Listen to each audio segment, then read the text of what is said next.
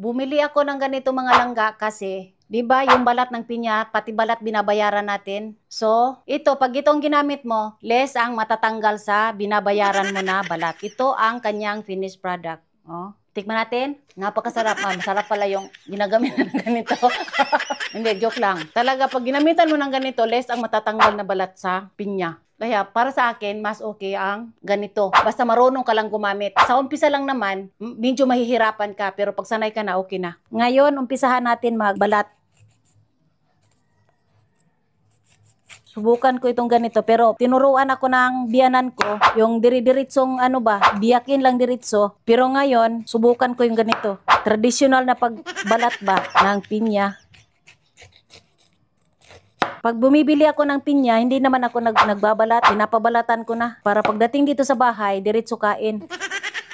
Yung tinuro sa akin ng biyanan ko na ng pinya, magbalat ng pinya, hindi ko nahahawakan ganito dito. Pero dito ngayon, okay lang kasi kami lang naman ang kakain nito. At ngayon, sandali lang hugasan ko muna. Kasi pag pagkain mga palangga, maarte talaga ako pag-prepare ng pagkain. Subukan natin. Paano to? Ay, madali lang. Wow. Dali lang, isang linya lang ang kukunin ko. Ganito lang muna ang posisyon ng kamay ko kasi hindi pa ako hustler.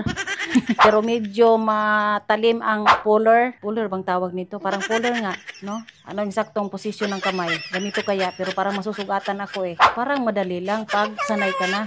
Pero careful kasi matalim itong dito Kung walang kubal yung kamay mo, ano bang kubal sa Tagalog? Kailangan, mag-careful ka talaga kasi baka masugatan ka. Medyo matatagalan ka talaga nito pag hindi ka sanay.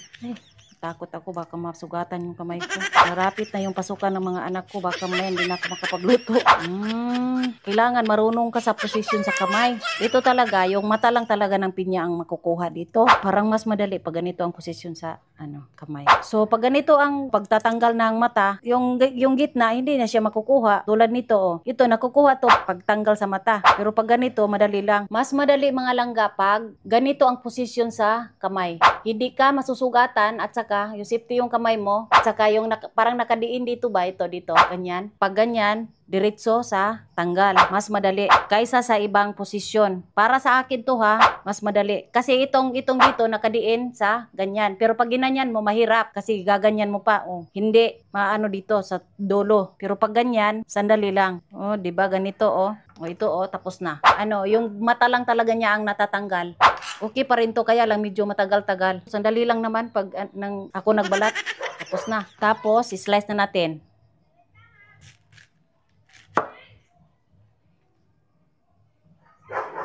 Okay.